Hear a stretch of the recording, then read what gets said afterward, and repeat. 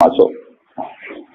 Pulau nu gak ada azam ya. Terus niki pulau mau menasa niki terus pulau tahun wingi. Tahun wingi ini malam 1 Muharram niku pulau salat tasbih mriki. Karena 1 Muharram nanti itu pas tanggal 26 November ya. Itu kalau nggak salah Sabtu. Itu pulau teng Pasuruan, terus pulau wingi 3 bulan yang lalu ini wonten rombongan di samping Pasuruan itu dulu santrinya bapak ya wongnya umurnya bapak sekitar umur 60 50 itu karena dulu dibina bapak ngaji Quran terus karena saya warisnya mereka minta saya 1 Muharram mulai buka ngaji tempat mereka minta misalnya 1 tahun sekali tidak apa-apa misalkan nanti nak kalau sibuk mau nak umur pisan nak pokoknya nanti ya ini aku kalau turut dia sih aku tak turut dia kalau umur pisan nanti kalau tapi nanti kalau mengke kalau tetap sholat tasbih terus mangke jenengan jamaah nggih biasa kata biasane. Terus nanti yang buat negara wajib pateng dalam mengke kalau sholat tasbih yang mriki kula pimpin. Kula kepengin hubungane kula bae jenengan hubungan sujud dengan Allah Subhanahu wa taala. Memang hubungan sujud itu dimulai lewat ilmu, lewat napa? Kayak saya ngaji tafsir. Karena ilmu saya yang paling original saat ngaji tafsir. Apapun hebatnya kados hikam, hayatus sahabat atau kitab-kitab yang saya baca sore, itu kehebatan yang terbatas, sehingga mudah kita paham. Jadi kadang orang-orang itu salah paham. Orang ketika ngaji hikam, ngaji hayatus sahabat, pokoknya kayak ngaji saya sore ini, itu memang orang lebih mudah paham. Karena ilmunya manusia itu terbatas, sehingga orang itu mudah kuat. Tapi sebetulnya yang hakikat ilmu itu ya di Quran itu. Meskipun kadang kita ada paham, gak karpe, tapi itu hakikatul ilmi. Semua ilmu ya ada di Nabi. Saya ini pernah khatam hikam, pernah khatam ihya. Beberapa kitab tasawuf pernah saya baca. Itu memang enak dan saya lebih merasa nyaman. Tapi sebetulnya ada hal-hal yang hilang dalam kondisi sosial nyata. Misalnya begini. Ruhin melarat itu tidak apa-apa. Itu tegis. Orang roh kota, orang roh rumah sakit, gak roh nomor telepon rumah sakit itu tidak apa-apa. Itu tegir wong khusyuk, wong melarat itu orang rohan. Kayak ada apa-apa. Ini normal-normal saja. Tapi sifat khusyuk ini akan hilang saat ibunya sakit atau istrinya sakit. Ngeteroni rumah sakit di ora di duit. Yuk tulung koncone ora dipercaya, tekan alamat rumah sakit di ora roh telepone. Ya, nanti status khusyuk jadi haso. Wong ora darani khusyuk tapi nopo? Haso. Paham nopo? Makanya santri-santri yang ngaji kula tak provokasi. Jadi status khusyuk itu bisa hilang dalam kasus sosial yang nyata. Makanya saya ini jadi kiai, saya ini mulai dulu terkenal wong alim. Kenapa saya harus kerja di Jogja? Kula niku sadar. Saya misalnya khusyuk, mungkin wong legus kok ngalim ngajine istiqomah. Itu ya begitu. Dalam kondisi normal mungkin saya dipuji demikian. Tapi misalnya anak saya sakit parah atau ibu saya sakit parah. Atau rumah sakit duit gak duit, mobil gak duit, alamat gak duit, relasi. Nanti status saya ini bukan orang alim yang istiqomah. Wong wong apa? Wong nulung ibu ora kodam, nulung anake ora kok. Di sini ini terus terjadi kesalahan dalam kitab-kitab tasawuf yang benar. Makanya saya mohon yang senang saya, ngaji saya paling inti tetap di Quran. Meskipun Quran itu ada kadang ana pornografi, cara Gus Dur yen ana pornografi. Itu hal yang nyata. Orang tasawuf itu malu membicarakan pornografi. Tapi kalau Quran biasa saja. Jadi misalnya di Quran itu ada ayat nisaukum harsulakum fa'tu harsakum an-nasib. Bojomu itu tanduran. Kowe nak carane jima, carane ngumpuli nganggo cara paling liar tak karepmu terserah. Itu ya nyata. Karena Allah iso ngilani. Wong lanang sak soleh-soleh tetap duwe nafsu dan jalan menghilangkan nafsu itu libidonya dia harus ditumpahkan. Dan itu yang halal adalah nopo bu. Artinya itu tetap harus dibicarakan. Piye wae sing iso ngekang zina adalah bu. Tetap dibicarakan. Daripada kowe wiridan sawangane ning pangeran, jebule ambek nahan nafsu, paham ya? Terus akhirnya bukan nahan nafsu puncake wiridan, Gusti namati nang swarga kula tak nang ngeloni widadari dari pangeran. Lho gak kangen aku jebule. Kangen apa? Ya, ya kurang ngajar. Artinya ternyata di balik kekhusyukan dia ada pornografi yang tersimpan. Atau jujur be pangeran dari awal ngeloni itu. Makanya Imam Ghazali mencontohkan ini contoh-contoh gula tuh sufi ya, orang-orang sufi yang ekstrim. Sama masalah uang juga gitu. Orang khusyuk atau mergawi. Yakin nak rezeki itu teko lewat wiridan, namanya wiridan. Tapi nang hati ini, aku bolak-balik wiridan duit teko. Berarti dia kan sudah mengkompensasikan wiridannya dia dengan tiwalet rupa-rupanya selama ini duit teko. Semakin sering ono duit teko dewe, semakin semangat wiridan. Yang mungkin jago wiridannya jaspleng. Terus dari pengiran, jasplengnya dibeli ukurannya. Di sini nih yang saya makanya saya tetap berpendapat ilmu terbaik tetap Al-Quran. Al-Quran yang jujur saja. Kalau orang ingin cari rezeki ya kerja. Mana kalau anti mati tetap kerja. Bahkan saya sampai sekarang menanamkan anak-anak saya kalau ditanya kamu bapak di mana ya jawabnya kalau saya ketika ya kerja. Malah kata santri di hormat guru apa yang dalam apa siapa aja karena bapak anak saya itu nggak tahu apa itu nggak tahu. Ya, karena ya saya emang bapak. Nah, anak pulau yang bareng malah ruwet tengahnya yang janda putri. Saya tidak punya apa. Kalau bapak punya. Padahal ada santri kan muni apa kan gak sopan. Jadi tak kau yang bertemu istilah. Anakku cilik gak paham. Saya tidak punya apa. Apa. Dan ini aku cerita. Nanti biar sampean tahu silsilah ilmu saya. Saya ini umurnya sudah 40 lebih. Makanya hidup saya anggap saya mulai sekarang. Ya, dan saya paling sering sholat itu ya sekarang. Itu begini, misalnya dan ini yang masalah nyata. Kalau nunggu akhir-akhir ini biasanya ya sinau. Kalau tiap hari gitu, cuma akhir-akhir ini lebih intensitas saya lebih sinau. Ketika saya baca hadis termasuk alamatnya kiamat, itu banyak zina. Yang kedua itu wayurfa'ul ilmu, dan ilmu itu hilang. Ilmunya apa? Hilang. Minggu pulau baca itu di Bukhari di Muslim itu nangis sejadi-jadi.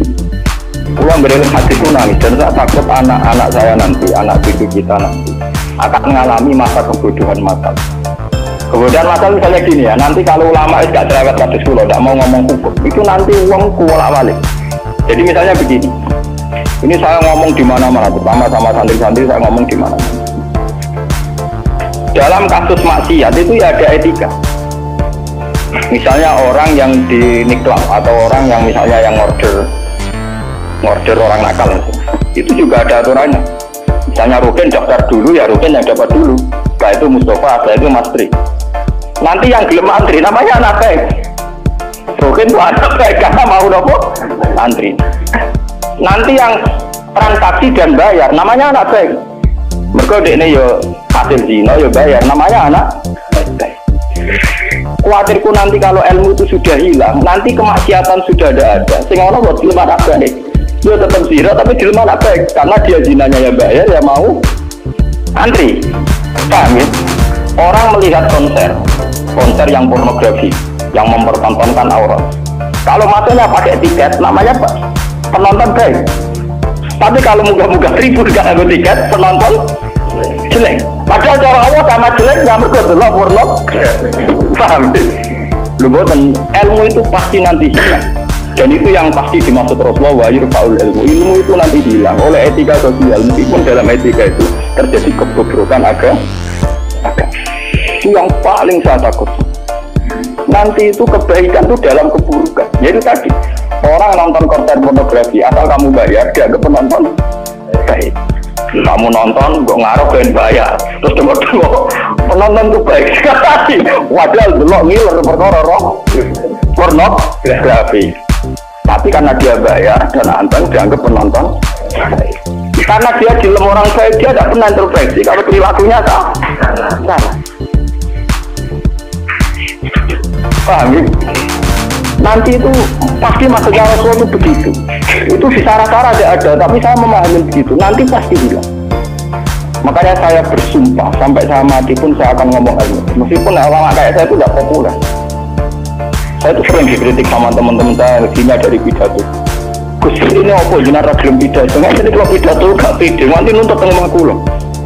Kita jawab tenan, nggak siap. Ngurugakno gue lah jawabanku. Gak usah gue terang atau aku raro tapi tetap sering pidato. Iya, macam-macam ya. Tidak gini terus kalau tenang. Jadi nanti Wayur faul ilmu itu begitu. Ilmu itu akan hilang karena kalah oleh etika. Etika dalam kemaksiatan tadi. Makanya saya pernah punya santri, dia itu punya toko, ya toko konteng. Dia ngeluh ke saya tuh, sebeli dawe jenengan itu bener. Jadi wong soleh itu butuh nyali. Tapi ya cerita.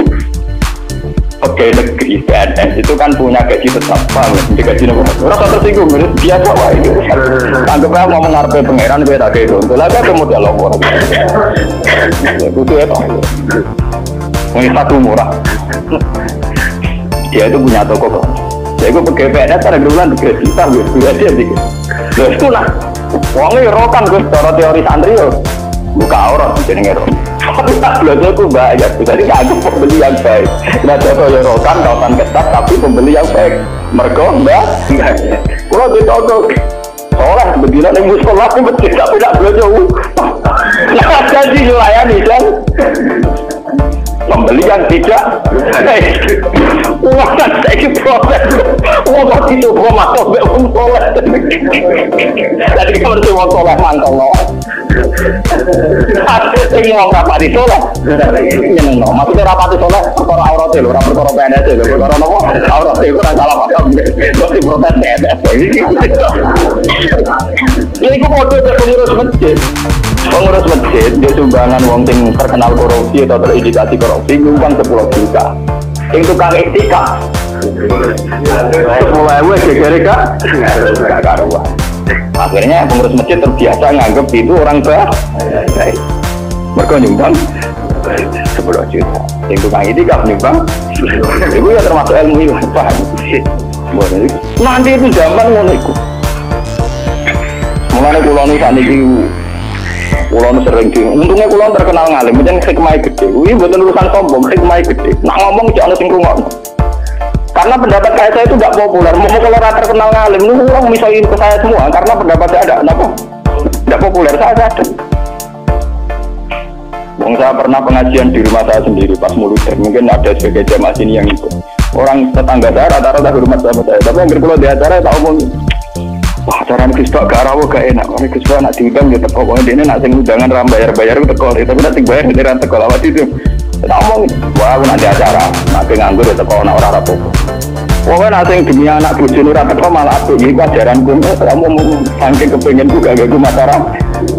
Tapi uang nggak tetap segan gitu. Tetap teko. Tapi tak umum. Saya tidak tersinggung. Nanti kan sama enggak. Nah ini gue lepas balik. Terus yang ketiga contohnya gini.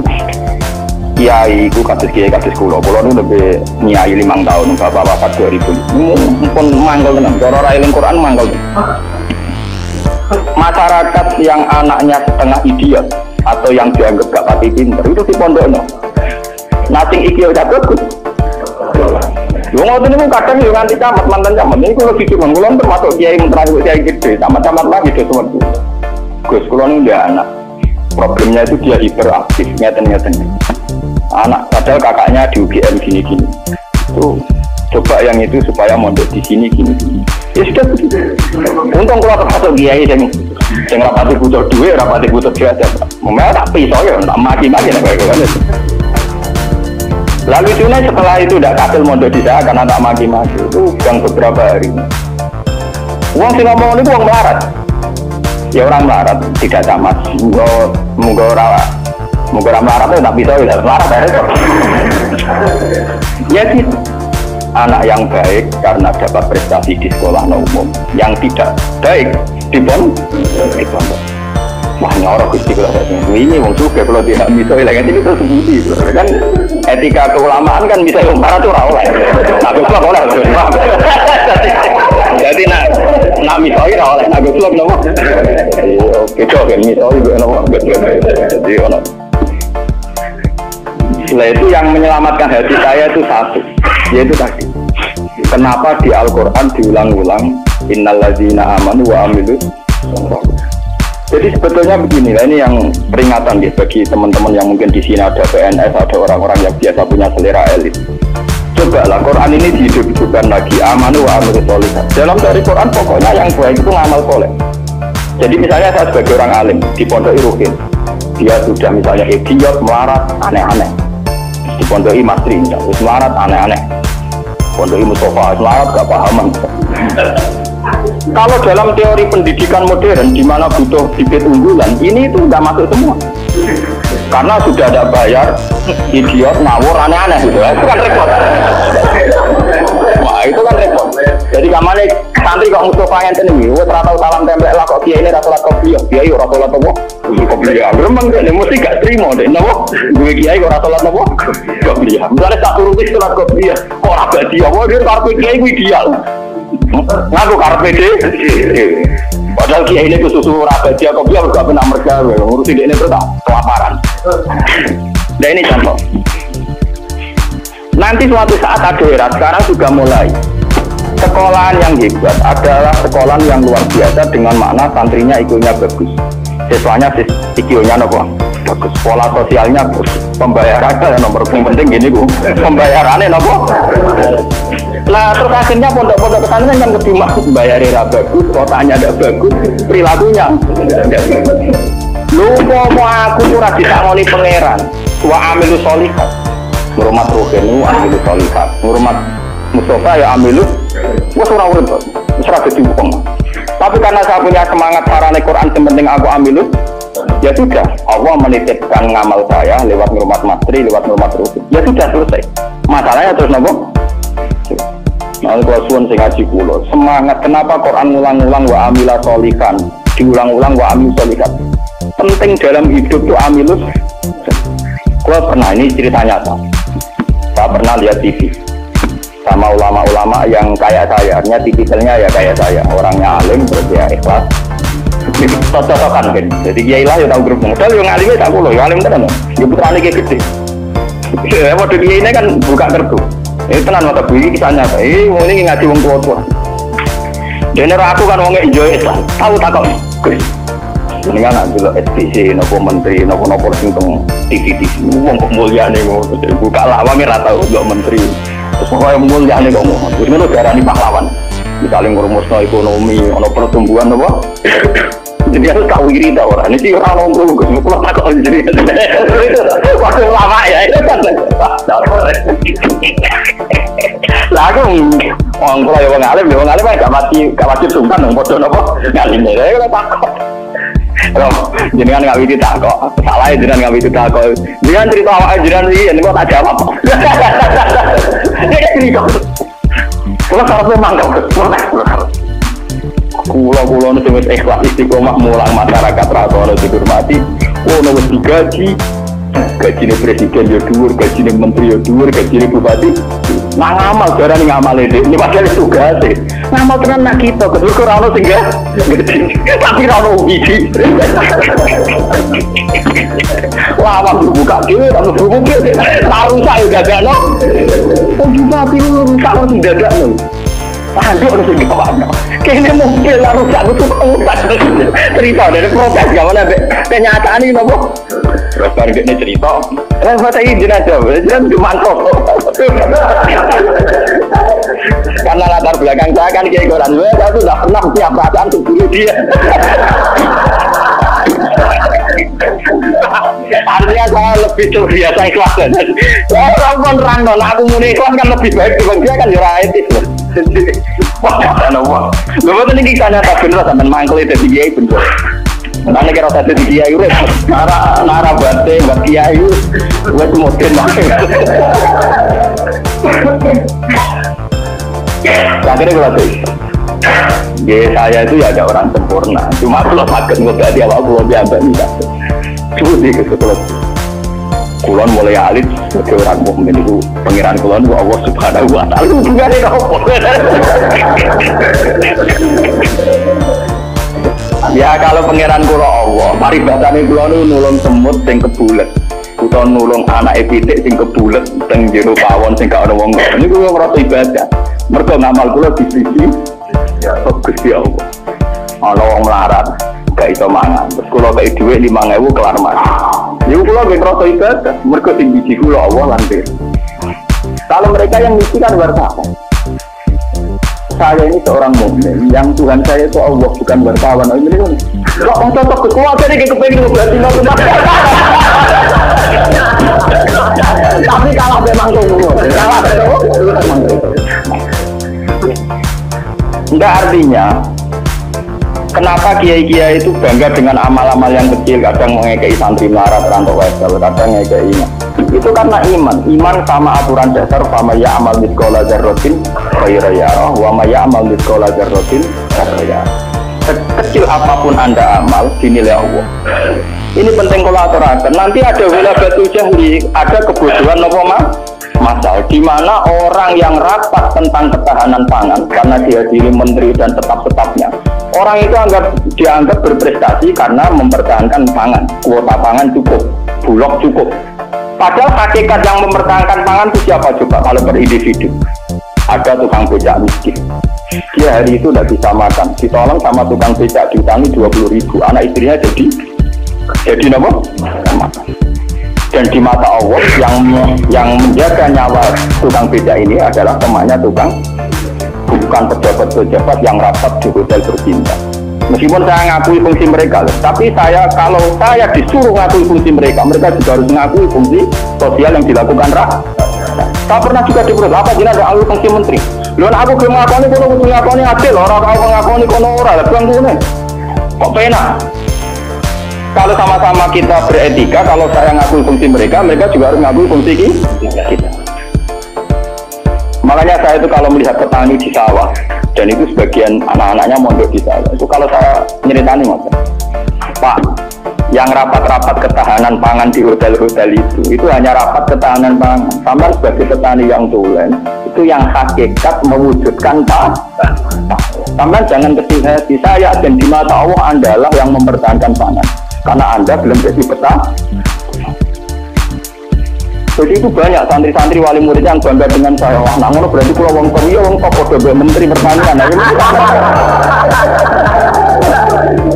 Ya kalau menteri kan lapornya sama presiden. Kalau sampean kalate laporannya bahwa subhanahu. Nah ini khasnya ulama. Lah saya nanti takut tadi yurfaul ilmu. Nanti itu kalau sudah ada ulama yang ketangkeman kayak saya, nanti yurfaul ilmu. Ilmu itu hilang, sehingga yang dianggap prestasi ketahanan pangan misalnya ya menteri pangan sama pejabat saya ngakui mereka berjasa, tapi kalaupun mereka berjasa kan digaji ya. Nah ilmu kan juga gitu.